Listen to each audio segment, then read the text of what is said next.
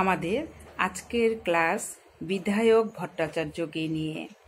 বিধায়ক ভট্টাচার্য বিংশ শতাব্দীর একজন সাংবাদিক, নাট্যকার, মঞ্চাভিনেতা ও মঞ্চ নাট্য পরিচালক।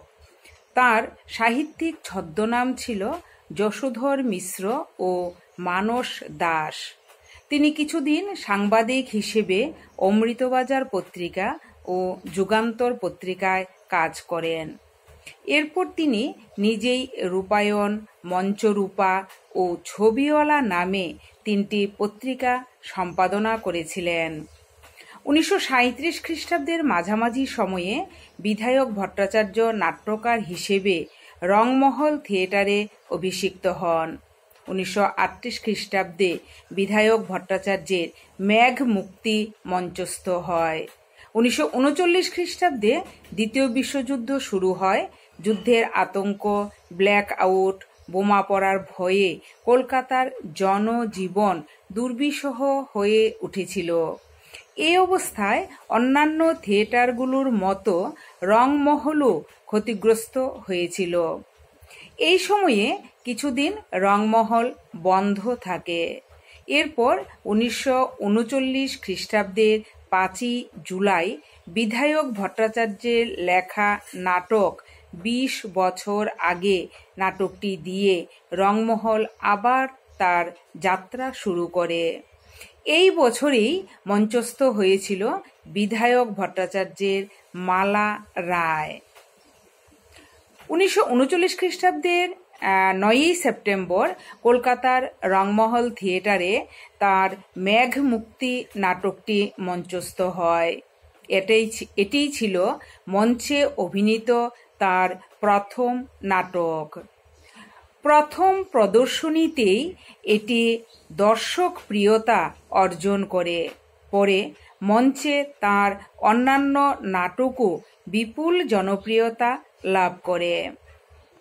1953 খ্রিস্টাব্দে রংমহল থিয়েটার বন্ধ হয়ে যায়। এই সময়ের ভিতরে তিনি রচনা করেন প্রভাত কুমার মুখোপাধ্যায়ের উপন্যাস রত্নদ্বীপের নাট্য রূপ, রক্তের ডাক, তুমি ও আমি, চিরন্তনী, রাজপথ, খবর বলছি, রানা প্রতাপ ইত্যাদি নাটক। 1954 খ্রিস্টাব্দে রংমহলের দায়িত্ব নেন জিতেন বোস। 1968 খ্রিস্টাব্দের 18ই সেপ্টেম্বর রবীন্দ্রনাথের কাবুলিওয়ালা গল্পের নাট্যরূপ মঞ্চস্থ হয়। এর নাট্যরূপ দিয়েছিলেন বিধায়ক ভট্টাচার্য। 1969 খ্রিস্টাব্দের মার্চ মাসে নান্দিক গোষ্ঠীর দ্বিতীয় প্রযোজনা নটি বিনোদিনী মঞ্চস্থ হয়। এর নাট্যরূপও দিয়েছিলেন বিধায়ক ভট্টাচার্য, আর নাটকটি পরিচালনা করেছিলেন কানু বন্দ্যোপাধ্যায়। শরৎচন্দ্রের কয়েকটি উপন্যাসেরও তিনি নাট্যরূপ দেন, যেমন বিপ্রদাস, বৈকুণ্ঠের উইল ইত্যাদি উপন্যাসের নাট্যরূপ।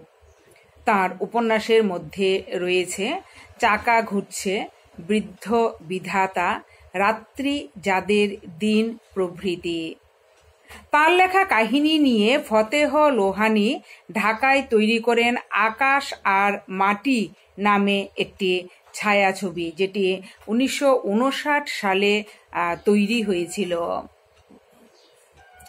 বিধায়ক ভট্টাচার্যের রচিত গ্রন্থাবলীগুলি হল মেঘ মুক্তি, 20 বছর আগে, মালা রায়, সবগুলির কথাই আমি আগে কিন্তু বলে গেছি, মাটির ঘর, রত্নদ্বীপ, যেটি আমি আগে আলোচনা করেছিলাম, প্রভাত কুমার মুখোপাধ্যায়ের রত্নদ্বীপ উপন্যাসের নাট্যরূপ এটি, রক্তের ডাক, তুমি ও আমি, চিরন্তনী, রাজপথ, খবর বলছি, রানা প্রতাপ, পিতা পুত্র, ক্ষুধা, অ্যান্টনি কবিয়াল, নটি বিনোদিনী, খেলাঘর, এরপর তাহার নামটি রঞ্জনা, উজান যাত্রা ইত্যাদি। বিধায়ক ভট্টাচার্য ছিলেন একাধারে নাট্যকার, সাহিত্যিক এবং সাংবাদিক। বগলারঞ্জন তাঁর প্রকৃত নাম হলেও রবীন্দ্রনাথ প্রদত্ত বিধায়ক নামেই তিনি অধিক পরিচিত ছিলেন। বিধায়ক ভট্টাচার্য ছোট গল্প, উপন্যাস ও নাটক এই 3 মাধ্যমেই সাহিত্য চর্চা করেন। তবে প্রতিষ্ঠা লাভ করেন তিনি নাট্যকার হিসেবেই। তাঁর নাটকে সামাজিক ও পারিবারিক আবহ এবং আবেগধর্মী ঘটনা ও সংলাপ প্রাধান্য পেয়েছে। তিনি 25টিরও বেশি নাটক রচনা করেন। সাহিত্য এবং সাংবাদিকতায় বিশেষ অবদানের জন্য বিধায়ক ভট্টাচার্য বহু সম্মানে ভূষিত হন। তিনি ভাটপাড়া থেকে মধু সংলাপী ও নিখিল ভারত বঙ্গ সাহিত্য সম্মেলন থেকে সাহিত্য মহাস্নাতক উপাধি লাভ করেন। এই সাহিত্য মহাস্নাতক উপাধি তিনি 1961 সালে লাভ করেছিলেন। এছাড়া কলকাতা বিশ্ববিদ্যালয় থেকে তিনি 1967 সালে তিনি সুধাংশু বালা পুরস্কার লাভ করেন এবং বঙ্গীয় রঙ্গমঞ্চের শতবার্ষিকী উপলক্ষে শতবার্ষিকী পুরস্কারও বিধায়ক ভট্টাচার্য পেয়েছিলেন। 1986-তে তিনি পশ্চিমবঙ্গ রাজ্য সঙ্গীত, নৃত্য, নাটক ও দৃশ্যকলা একাডেমির পুরস্কার পান।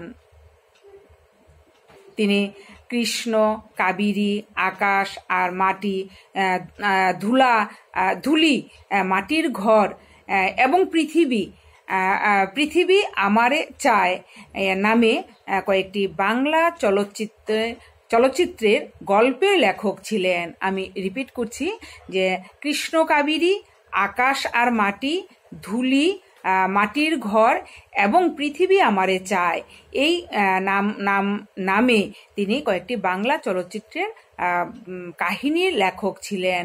তিনি 1949 সালে কৃষ্ণা কাবেরী চলচ্চিত্রটি পরিচালনা করেছিলেন তিনি নিজেই।